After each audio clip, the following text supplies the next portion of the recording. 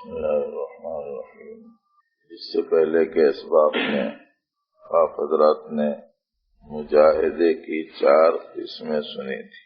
پہلی قسم اس قسم کا مجاہدہ، اس کا ثمرہ اور نتیجہ۔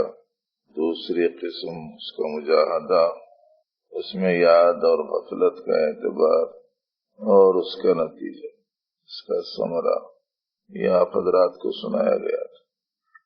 تیسری قسم، چوتھی قسم کی مجاہدے کا تذکرہ، اس میں یاد اور غفلت کا اعتبار اور اس کا ثمرہ اور نتیجہ، اور چوتھی قسم کا مجاہدہ، اس کا ثمرہ، یہ نہیں سنایا گیا تھا۔ سالکین کے حالات کے حساب سے پہلے اور دوسرے قسم کے مجاہدے کی ہی ابھی بہت ضرورت ہے، اور اس سے پہلے کہ اس کا سرسری تذکرہ آپ کے سامنے کیا جائے،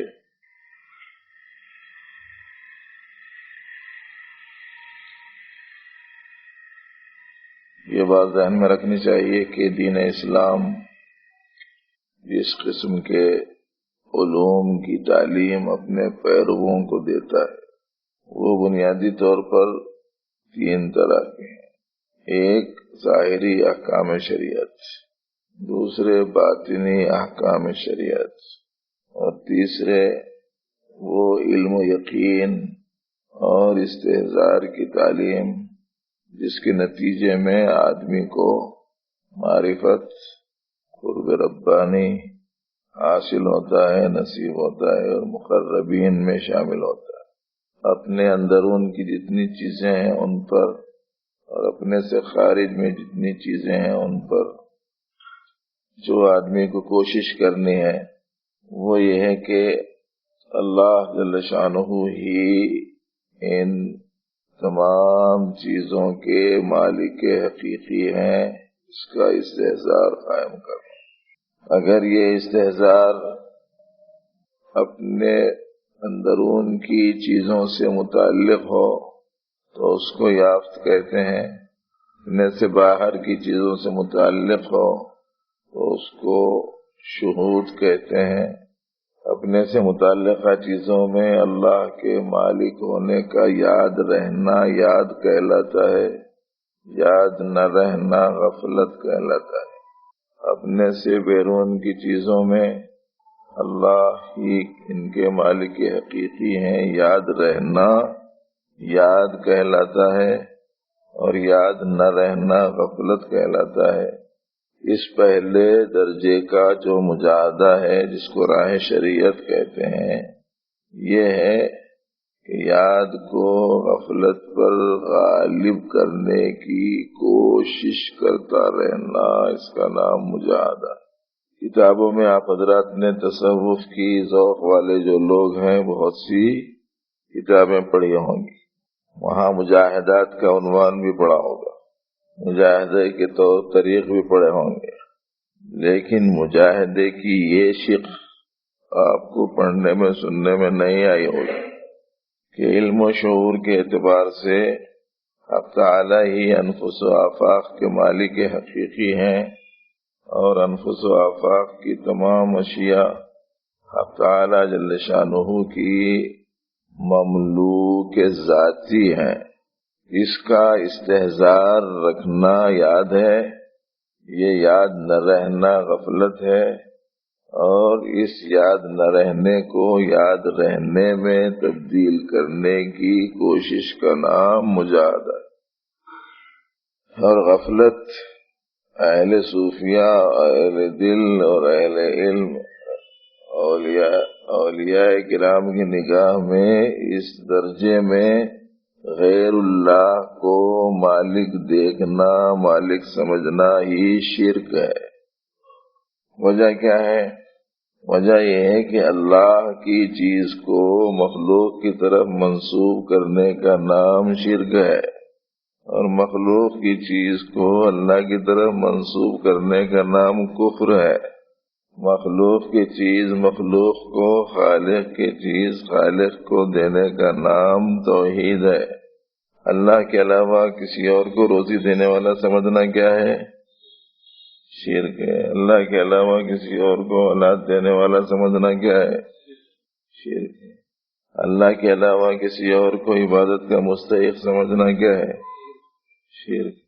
مطلب یہ ہے کہ جو چیزیں اللہ کی ہیں اس کو مخلوق میں ثابت کرنے کا نام شرک ہے۔ یہ بہت سارے جزئیات میں سمجھ میں آتا، لیکن یہ بزرگان دین کی یہ تعلیم سے ذہن ادھر منتقل ہوتا ہے کہ مالک اللہ تبارک و تعالی ہے، مالک الملک ان کی شان ہے، ملکیت حقیقی ان کی ہے، ہر جگہ انہوں نے اپنے مالک ہونے کا تذکرہ فرمایا ہے، تو مالک حقیقی ہونا ان کی چیز ہے۔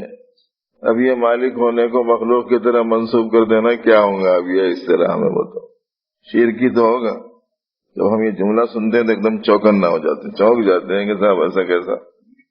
جو حق تعالی جل شانہ کی ذاتی چیزیں ہیں، جو وہ لوگ بالکل نئے ہیں، ان لوگوں کو آہستہ آہستہ سمجھ میں آئے گا، زیادہ چونکنے کی ضرورت نہیں۔ تو یہ پہلے درجے کا مجاہدہ، پہلے درجے کا سلوک، پہلے درجے کی راہ، پہلے درجے کی منزل ہے۔ اگر کسی شخص کو مجاہدہ کرتے کرتے انفس و آفاق میں اللہ جل شانہ کی مالکیت کا استحضار قائم ہو جائے تو اس کے نتیجے میں دو زبردست فائدے مرتب ہوتے ہیں۔ ایک فائدہ تو یہ مرتب ہوتا ہے کہ اگر کوئی چیز اس کو ملتی ہے تو اتراتا نہیں ہے، اور اگر کوئی چیز اس کے پاس سے لے لی جاتی ہے، چھوٹ جاتی ہے، تو رنجیدہ نہیں ہوتا۔ اور اس آیت کے گویا تقریباً مصداق بن جاتا ہے لِكَيْ لَا تَأْسَوْا عَلَى مَا فَاتَكُمْ وَلَا تَفْرَحُوا بِمَا آتَاكُمْ۔ جس کی چیز ہے وہ لے لے، رنج کا۔ کسی دوسرے نے آپ کو کوئی چیز دی تو غرور گا۔ اب جو چیز ملتی ہے ان کے دینے سے ملتی ہے تو ملنے پر اترانا کیسا؟ ان کے دینے سے ملی، جیسے ان کے دینے سے ملی ان کے لینے سے چلی بھی جائے گی، تو اس واسطے وہ اترانے کی چیز تو ہے نہیں۔ باقی کوئی چیز چھوٹ گئی، جس کی تھی اس نے لی، جس کی تھی اس نے لی تو رنج کا۔ یہ رنج سے رنج عقلی مراد ہے، رنج طبعی نہیں مراد۔ تو ایک زبردست فائدہ یہ حاصل ہو۔ اس فائدے کی اہمیت آپ لوگوں کو سمجھ میں آ رہی نہیں معلوم۔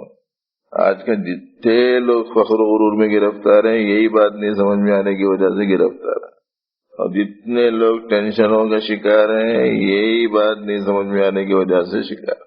حالت خراب ہو جا رہی، طبیعت بگڑ جا رہی، سارے جو پریشانیاں ہیں کو ہیں اس واسطے ہیں کہ ابھی بہت سی چیزوں کے بارے میں نسبت اپنی طرف ہے، نکلی نہیں ابھی۔ یہ لا الہ کے ذریعے سے وہی نسبت کو نکالنے کا ہے، میرا نہیں ہے ان کا۔ جو میرے پاس ہے وہ میرے ہنر سے آیا ہوا نہیں ہے، ان کے کرم سے آیا ہوا۔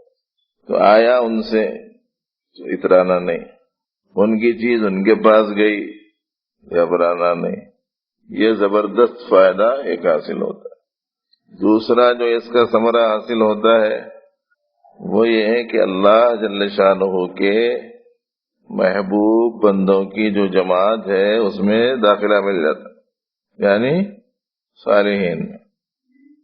بلکہ ایک فائدہ اور بھی جو اس مقام سے پہلے ہی سنانے کا ہے، اس دوسرے ثمرے کو سنانے سے پہلے ہی سنانا چاہیے، وہ یہ ہے کہ پھر آدمی اشیاء کے استعمال میں خواہش نفس کی پیروی نہیں کرتا۔ جس کی چیز ہے اس کی مرضی اور اس کی چاہت کے مطابق اس شے کا استعمال کرتا۔ جو علامت ہے اس بات کی یہ سمجھ رہا ہے کہ یہ میری نہیں ہے، ان کی ہے۔ اسی واسطے کہتے ہیں کہ کسی کے عمل کا نادرست ہونا اس بات کو بتاتا ہے کہ ابھی مالکیت کے بارے میں اس کی فہم درست نہیں ہوئی۔ ایسا عظیم سبق ہے۔ ہر شے کا استعمال صحیح ہوتا ہے، اور استعمال کے صحیح ہونے کا نام ہی ہے صالحیت، اور صحیح استعمال کرنے والوں کے مجموعے کا نام ہے صالحین، اور اس کے ایک فرد کا نام ہے صالح۔ والذین آمنوا وعملوا الصالحات لندخلنہم فی الصالحین، صالحین میں داخلہ مل جاتا۔ یہ پہلے درجے کے مجاہدے سے متعلق مختصر سی بات ہے، تکرار اس لیے کر دی گئی کہ اہمیت کی وجہ سے، تکرار کی وجہ سے ذہن میں بات بیٹھ جائے، ہر شخص یاد ہو جانا ضروری ہے، سمجھنا ضروری ہے۔ یاد ہوا نہیں ہوا بتانے کے لیے دوسرے کو یاد ہو جائے ایسا سنانا آ جانا تو یاد ہو گیا، سمجھنا، کیا سمجھے؟ ایسا سنانا دوسروں کو کہ اس کو بھی یاد ہونا، یاد کرنا آسان ہو جائے تو سمجھنا چاہیے کہ اپنے کو یاد ہوا۔ اور اس قدر سمجھنا، اس قدر سمجھنا، اس قدر سمجھنا کہ سبب کے اعتبار میں طریقے اور تدبیر کے طور پر دوسرے کو سمجھانا آ جائے تو سمجھنا چاہیے کہ سمجھ میں آیا۔ اسی واسطے کہتے ہیں سبق اتنا پڑھو، اتنا پڑھو، اتنا پڑھو کہ یاد ہو جائے۔ اس قدر یاد رکھو، اس قدر یاد رکھو کہ سمجھ میں آ جائے، اور اس قدر سمجھو کہ سمجھانا آ جائے۔ یہ ترتیب ہے اس کی۔ ورنہ تو کیا کر رہے ہیں ہمارے ساتھیاں، اتنے دنوں سے جا رہے ہیں خانقاہ کو، کیا مل رہا ہے تمہارے کو؟ بول نہیں سک رہے ہیں کیا مل رہا ہے۔ جب بول نہیں سک رہے تو جب کچھ مل رہا نہیں تو کہیں کو جا رہے ہیں، بلکہ لوگ دوسرے قسم کی طرف متوجہ کرنے کے چکر میں پڑ جاتے ہیں، اور آپ کے پاس جواب بھی نہیں رہتا۔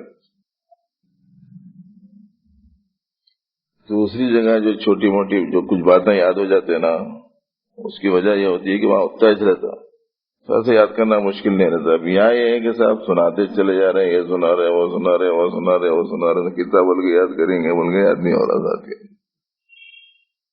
تھوڑی چیز رہی اسی کو ریپیٹ کرتے رہے تو یاد ہو جاتا ہے نا۔